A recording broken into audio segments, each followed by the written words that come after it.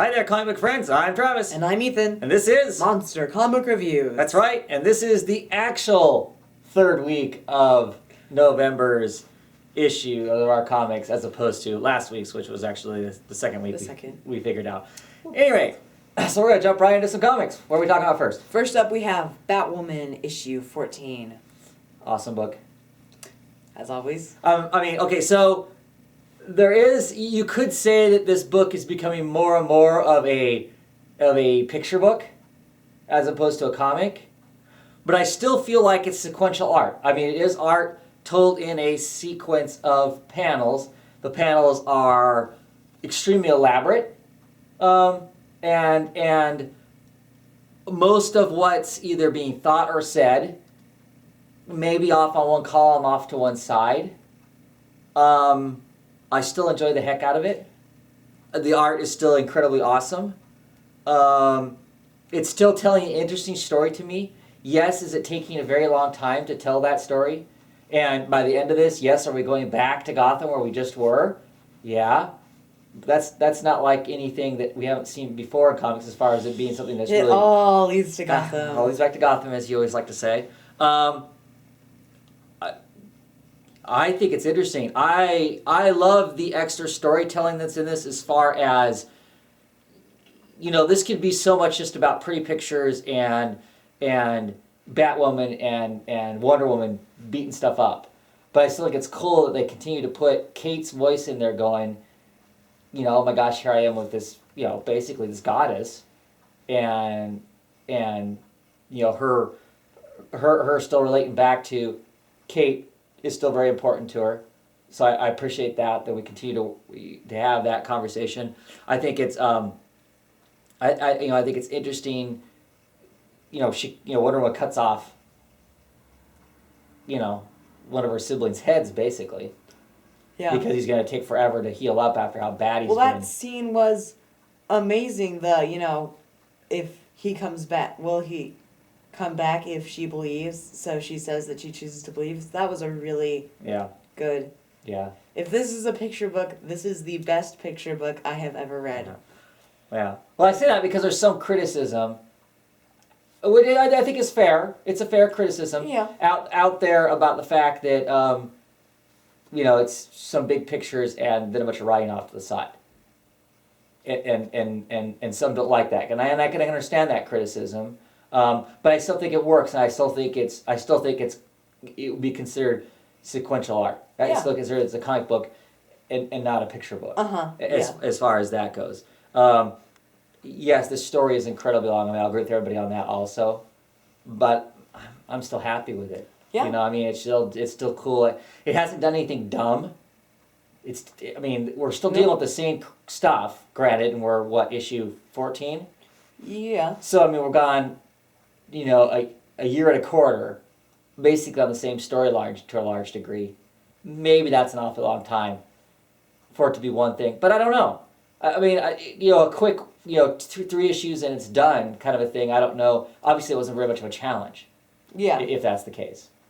So I don't mind the world trial and whatnot. Oh, I love the stuff back in Gotham where they're basically having the equivalent of a parade. Doesn't it feel kind of like a parade? Medusa's stomping along down the street and they're having a parade and they're and they're attacking stuff and whatnot, and Bullock and Sawyer are there, and it's just crazy, and Killer Croc embracing his real self. Oh my God! They turned Killer Croc into the frickin' Hydra. Yeah. And he's not just like oh, he's a big Hydra. He is a huge Hydra. He's like bigger than the skyscrapers. And of course, he's still a Hydra, which means every time he loses a head, he's going to gain 2 more. Right. Oh my God. Yeah. See, and I thought Killer Croc looked pretty badass anyway, with his extra eyes and whatnot. He just looked insane, crazy person anyway, and monster. And then they just put him completely over the top. Yeah, so I was a little bit disappointed because, the panel before, you see him as the Hydra towering over the skyscrapers and whatnot. They show him, mutating into it, and I thought that's what it was, because it was just a big spread page with him turning into that, and I was like, oh, is that it? Okay. I guess, whatever. I mean, it was a cool monster, but I didn't think it was the most effective looking thing ever. I mean, it only has like half a head in places, and its Right. mouths are like super short. And I'm like, are you sure you wouldn't have been more effective as, still croc-like? And then you The turn full the page, transformation, and right. you're just like, Oh. Oh. Yeah. Yeah. I think in like the next couple issues, this whole thing, does finally come to complete head. Yeah. Well, obviously it has to be at a head of now. I mean, look, they're stomping down, down Gotham. I'm curious to see if Mr. Bones and Chase and all them show up to add some firepower to the whole thing. Because we've gone beyond. There's a bad guy somewhere. This is full out. This is full on war. Invasion anyway. Yeah. Of Medusa.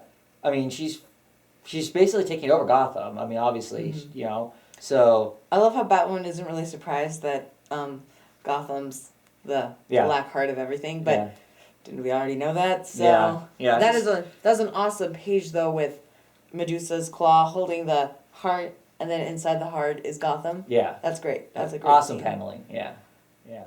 Very cool comic. I'm still totally amped with the book and whatnot. Anything else you want to say about it? Nope. What would you rate this book? I'd give it 5 stars. I give it 5 stars too. It's so outstanding. It's so gorgeous looking and whatnot. Yeah. Anyway, next we're gonna talk about Birds of Prey number 14. So the characters, like looking back on the previous books, they just seem completely different from when we first started out. They feel really inconsistent, and the story that's being told isn't good. It isn't that good, I don't think. It's a nice idea, but they're just not. It does, talking about looking back on the book, we look back at the whole history of the book, 14 issues. It felt like there was a voice right at the very beginning of what they wanted to do and how they wanted to tell the book and how they wanted to tell the story. And it's slowly, I don't think it's evolved so much as it's devolved. That they're all less of everything that they are. There's not a lot of character to them. Nope. Lots of books got better shortly after the Talons. This did not. Right. The Talons kind of threw it off its mark. The whole Court of Owls thing kind of threw it off its pacing, and then it just kind of it just like it devolved from there, or it didn't matter, or whatever. As soon as Poison Ivy became a bad guy, which was in the issue after that Talons, it just sucked from there on. Yeah, and I don't know if that's an editorial thing or if that's a Dwayne Swirsky deciding that I'm just gonna write a mediocre thing because we're I don't have any control over the book or what I want to say. I have no idea. I know he's writing other books for the companies, and those books are really successful. And he wrote a good book to start out with. We were excited about this book when it first came out. He introduced a new character, Starling, who has now just is kind of marginal, and I think will disappear. Well, we do know this. We know that in like 2 more issues, the writer is gone. I think there's a new artist potentially also. But I know for sure the writer's gone, and they'll get a whole new voice, and they're basically cleaning the slate. They're going to get rid of all the birds except for Black Canary and Batgirl, and have all new people in it. They're gonna go back to the Court of the Owl well and bring up another Talon. Another Talon, and that Talon's probably going to be on the team. And I don't know if the team's going to be bigger than that. So, and of course in this book they play with Starling dialing up Waller, Amanda Waller, like potentially like she's some sort of double agent or something. I thought we already knew that. Well, she potentially was that. But you kind of got, the first issues and stuff, we got the impression that she kind of decided that she wasn't going to do the Waller game. She was on board with what the birds were doing. Now it feels like that's not the case again anymore. Yeah. So, I don't know. Yeah. I'm kind of glad that it's going to change writers and whatnot. Maybe it'll get a new voice and maybe it'll perk up. If it doesn't, this book is riding on the potential of me deciding that I don't want to get it because it's that mediocre. That's okay with me. Yeah. So what would we rate this issue? I think I'd give it a week 2.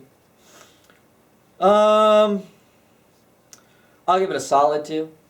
I thought the art was fine. Yeah. But yeah, it characterization and where the book is going is kind of even it's lost. Condor telekinesis guy. I mean, what? Ugh. I don't mind the character. There's just not enough explanation. But he's not written well. I mean, it's a good idea. Well, it's bland. Yeah. It's just bland. It's not. They're not doing anything with it. Yeah. Okay, so we talked about that. What's next? Next up we have Blue Beetle issue 14. Which don't care about this comic at all. I'm getting the last couple issues because sometimes I'm a completist and it's like, okay, there's only what 2 or 3 more issues at most before this ends. We know it's canceled. So I figured I'll just pick it up so I have the whole run. But this story of Blue Beetle in the Reach Home world with another crazy beetle trying to destroy the place where all the scarabs come from and stuff, and the other thing, I just don't care. See, I didn't have a problem with this book. Well, you liked the last issue too, and I didn't care for the last issue either. I like this book just fine, actually. I didn't think there was anything special about it, no, but I didn't think there was anything wrong about it. I mean, I didn't say it was bad. I just don't care. It doesn't have anything there to make me care. I see what you're saying there.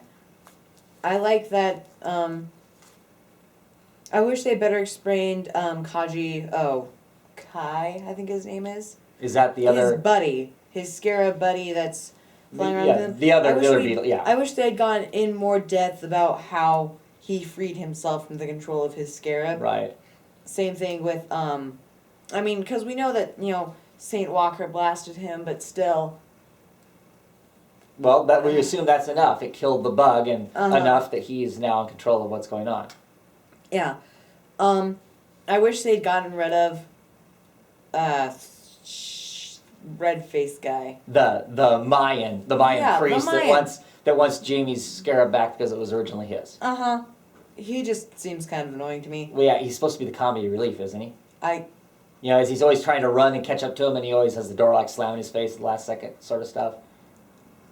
Yeah. I guess. All right. See, that's what I'm saying. But those are my only problems. I would have liked to see Kaji Kai not die.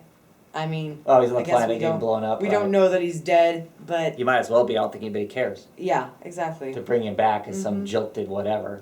Yeah. So what were the good things about the book? Well, I do like the character. They seem to, they still write. Jamie is consistent. Yes, he is. He is. He is. And that is one of my biggest things is I like consistent characters. And I like characters that have depth. And Jamie seems to, and we're still getting.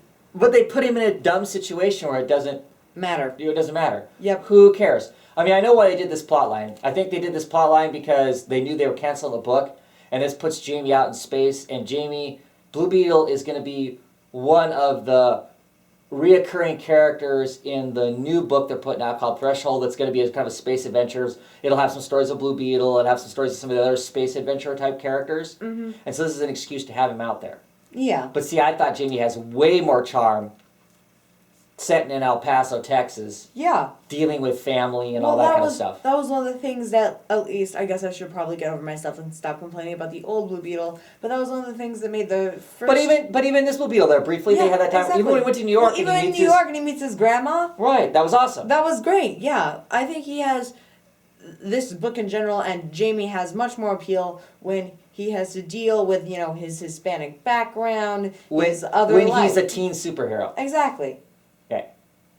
So this book, being out in space, basically chucks that all out the door. The stuff that makes the character a charming character. Yep. So I don't care. So what are we at in the book? I give it a week 3. I give it a 2 because I don't care. Okay, next we're going to talk about Captain Marvel, number 7. Feels like we were just talking about Captain Marvel. So this must have been a double-shipped book. Yeah. Must have been. Because it seems like it wasn't that long ago we were just talking about the end of the last arc. Yeah. Beginning of a new one. What do you think? I liked it. I liked this book actually a lot. I love the fact that Carol Danvers has sassy friends. Yes, she really does. She's kind of sassy, and she definitely has sassy Yeah, friends. because she just, I don't know, she just seems like the kind of person to me that would just have those kind of friends. Oh yeah, I don't think anybody else could put up with her. Exactly. If they can't Exactly. sass back, I mean, yeah. And I also think that shows just how tough Carol Danvers is. Mm-hmm. I mean, not necessarily that having sassy friends makes you tough, but I definitely think that is just one of the things that adds to that. Right. We get to see Captain Marvel in this book, the original. Well, she's not the original. Well, but she was Captain Marvel. She was Captain Marvel in the mid one of the 80s. older. Yeah, definitely. Captain I mean, she's not the original Marvels. because the original Captain Marvel is Marvel, Yeah. the alien. Mm-hmm. Okay. Yeah, but it was interesting to see her. Mm-hmm. I totally would have loved to see her fight the Leviathan. No, where she's talking about having Because problems she's with talking life. about having Right. post-traumatic stress disorder. Same thing with her powers, because I'm assuming there's some sort of electrical thing, considering the fact that she talked about how the ocean was one giant conductor. Yeah, I don't know how her powers work anymore and whatnot. I don't know the whole Leviathan story and whatnot. And yeah, we're just neither- going for what it tells us here. So, but it makes it gives us enough of an idea to know what's going on. Yeah. And her powers look pretty cool. I mean, as she sends down those little lights. Right. Actually, I really think the art, you're always complaining about how it's dark and doesn't make sense for this comic, but I think for underwater, Oh, it really works. yeah. And really I love works. at the beginning when Carol is comparing Space and underwater. Yeah. Uh-huh. That's great because I can totally see that. Yeah. Actually, in general, I like this storyline that we're getting, with the Bermuda Triangle kind Of sorts. place. Right. Uh-huh. And the giant robots. And also, I love how I love Carol and Miss Marvel's, or not Miss Marvel, Carol and, what is her name? Starts with an M. The old Captain Marvel. Right. I'm not looking at her name. I don't remember but her name. But I love their banter. Yes, How they're it's talking awesome. about how she's dating old Captain Marvel's ex-boyfriend. Well, yeah, but the fact is she didn't call first and ask if it was okay if she started using Captain Marvel as her name. Mm-hmm. And that whole, it's the same thing as if you dated one of my exes. He may be my ex, and I may never ever want to see him again, but you still ask before you date my ex, kind of thing. Yes. That was all great conversation. The dialogue in this book is outstanding. Yes, it yes, it feels is. very, very natural at no point. Another thing I really like about the fact is that as a whole, Carol doesn't give a crap about the whole science-y stuff.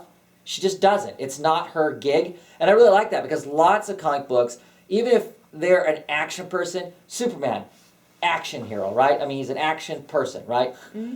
But if there's a scientific type mystery around, they always have him trying to solve it or trying to be brainy or trying to be the science type guy too. Like he's going to be everything. Same with Batman, except I can understand with Batman because that's part of Batman's gig. He's a detective. Uh-huh.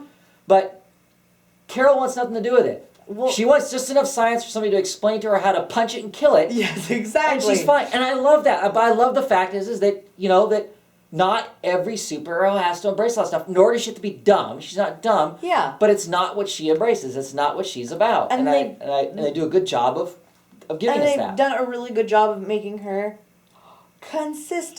Yes. Yay. Yeah. Like which is great because actually in this issue she has a secondary writer helping her with it now because Kelly Sue DeConnick has picked up some other books that are taking up her time that she still is invested in this book, but she can't do it all herself. So I don't know how the writing sharing happens there. I don't know how that works. If I think it's Kelly Sue that's writing the dialogue, but I could be wrong. But it stays consistent. Exactly. It still feels just like the books before it. Exactly. We're 7 issues in. And if I had a comic book dictionary and I wanted to look up the word consistent, it'd be Captain Marvel. Yep. So, yeah, I really like this book, actually. Yeah. I've enjoyed it too. Like I said, the last arc really set me off thinking, this is great. Now I'm just happy to pick it up and see what happens. And this was a really cool issue. It looks like next issue will be very exciting with the monster that pops up at the very end. So yeah, it looks like it'll be a lot of fun. So what would you rate this book? I'd give it a solid 4. I would too. It was definitely enjoyable. It is a Marvel book that I really enjoy. Yep. Mm-hmm. I'm not paying for it, but if I was, I don't think I would mind at all that it's double shipped. Right, but it's $2.99, so that's not as bad. Yeah. But I would prefer it not double shipped. Yeah. Okay, What's the last book we're talking about this half? Catwoman, issue 14. Yeah, I watched everybody else's video on Catwoman about how much they didn't really care for this book, and of course the whole death of the family thing, and what does it really have to do with death of the family, and... Are the teeth spelling something behind her? Because they look kind of like, there's like random black lines. They look almost kind of like they're trying to spell something, but I can't tell. No. I can't, okay. I think that's like a shadow of something above her. Oh. Yeah. Okay. So, okay, here's the thing with the book, and this is some of the stuff I want to talk about, and I want to talk about some of this stuff because of what other people have said about the book. I don't think this issue portrays Catwoman very well because Catwoman probably has, 4 lines in the entire book. It is just a giant monologue of the Joker. Blah, blah, blah, blah, blah, all the way through it, talking, right? It's not her. She rarely has a thought or says anything through the whole thing. It's just Joker pontificating for 20 pages. And everyone out there who's been talking about this book, you are so right.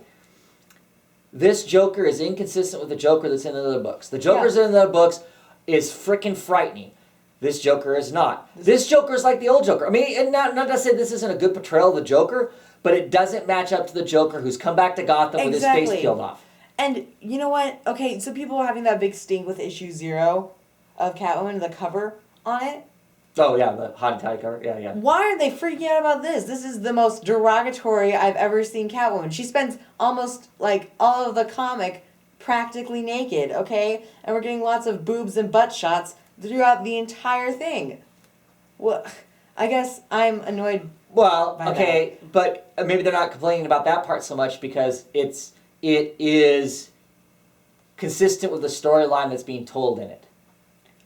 Because Joker is messing with her in that way. Mm-hmm. So it makes more sense for her to be that way. If she was fully clothed, it wouldn't make sense for the story. Yeah. As opposed to, like, that cover for issue 0, where they have her looking ridiculously proportioned just for the sake of her being ridiculously proportioned. Or the very first issue where she's flying out the window, with her costume half off and you're getting to see her, red lingerie and whatnot. There was no reason for that, people would say. I guess. But still, even in this, even with, the whole skinning a cat thing, which is still just kind of stupid, even with the skinning of the cat, the positions she's in are still just, I don't know. Maybe over-sexualized? Okay. Exactly, yeah. I didn't notice because I couldn't get past this box after box after box of Joker talking, yammering. Also, this cover, I don't like it. And he had nothing to say. I mean, he did. But he could have said it in a panel, and that could have been the end of that, and we could have went on to something else. Yeah, but I don't like this cover either. It just looks weird. So, to answer the question, does this issue, for those people who don't normally pick up Catwoman but pick up this issue, does this issue represent Catwoman? And does it even represent how Anna Setti, who's the new writer on it, does it even represent how she portrays Catwoman? It doesn't really. It doesn't because there's just not enough Catwoman in this to say that she is inconsistently writing Catwoman because she hasn't really been on Catwoman for very long. But I will agree with everybody. Certainly, this is not the Joker that's in every place else, and I think it's an editorial mistake. Editorial should have went back and said, "No, you got to make this way more sadistic, way more creepy, or don't bother writing it at all because this is not the Joker that basically, Scott Snyder being the main writer for Batman and the Joker, this is the personality that he's laid down. We need to be consistent with that, and this is too far out of the realm of that." I mean, an okay Joker story, it was just a Joker story messing with Catwoman, I guess.